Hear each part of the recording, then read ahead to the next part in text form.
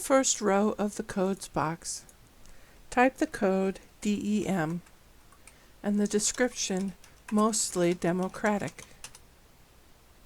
Use the Tab key to move to the next box.